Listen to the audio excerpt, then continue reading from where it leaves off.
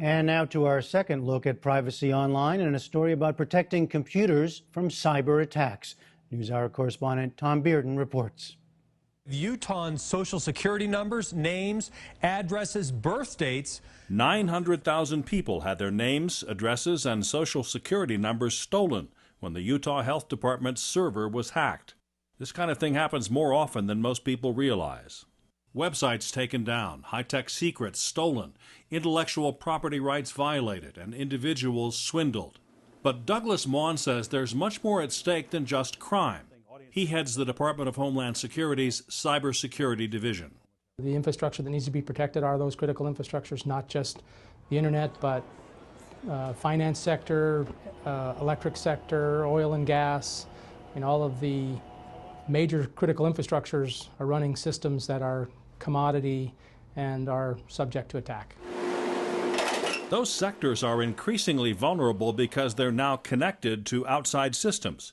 People can directly access their bank accounts, for example. Clifford Newman is the director of the University of Southern California's Center for Computer System Security. As we interconnect more and more, it means that an adversary that is able to compromise one part of the system, a part that we might not have thought of as being critical, is able to have impact on other parts of the system. Even a prank like changing a highway sign reveals vulnerability. Computer scientist Alifia Hussein. There are several reports of how people have actually infiltrated these networks and by changing these overhead signs created incidences on these highways. All these scientists work at DeterLab, a 500-computer government-funded testing facility where students, researchers, and security companies can try out hardware and software to prevent and defeat cyber attacks. I'm working on the annual plan. I need to make sure that we get that updated. Deputy Director Terry Benzel says there's plenty of work to do. Despite millions and millions of dollars of government investment in cybersecurity and industry investment in cybersecurity, we are still, as a nation, wholly vulnerable. No question about it. If we're so vulnerable, are you surprised we haven't suffered more serious attacks on infrastructure? Yes, so all of us in my community, we talk about cyber Pearl Harbor. And it's not if, it's when. And DETER Network Research Director John Roklowski says it's not just hackers and would-be terrorists. The other half of the problem, and in fact the much more common thing, is just some untoward event. When you think about the major power grid failures that we occasionally have, the blackouts, things like that. So how does DeterLab help?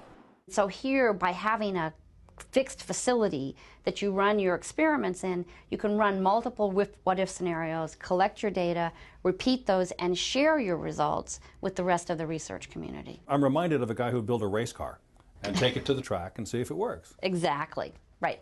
Roklowski says it's a very special racetrack.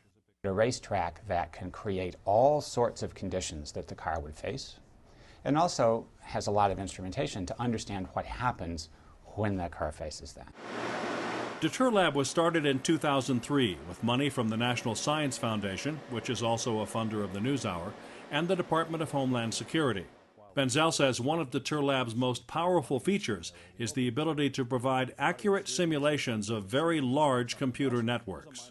When we want to run our tests, we need a secure, safe environment to run those tests on that we can't run if it's going to break the internet. If what we're trying to do is test something which breaks the internet, right, or breaks network security in an enterprise, we give you an environment to be able to do that in a safe way. DeterLab runs simulations of cyber attacks, like one called a distributed denial of service. Attackers secretly plant software on personal and corporate machines and then use those computers to send an avalanche of messages to a website. The servers under attack are overwhelmed and the site shuts down. And so we're studying the various components of the experiment. Ted Farber and Mike Ryan showed us how they simulate, then defeat such an attack. You'll see the attack represent itself as the infections happen as explosions.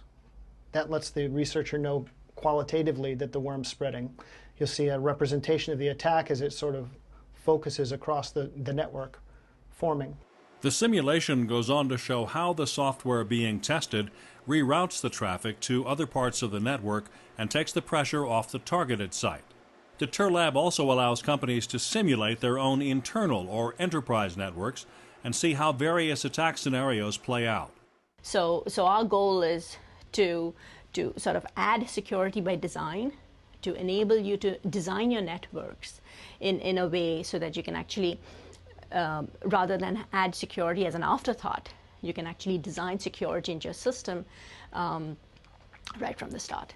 Today's lecture, Lecture 4. DeterLab has also revolutionized how cybersecurity is taught.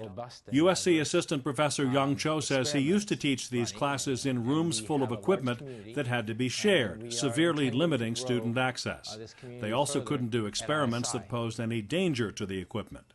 By transitioning this class into using DETER, we now can do several different kinds of experiment and destroy whatever is happening in that network, and yet you could just swap out the image. Now students can log into DeterLab from practically anywhere to run and monitor their experiments remotely. UCLA student Eric Klein runs a lot of experiments that way. I would think there's a feeling of power to have 500 machines under your control.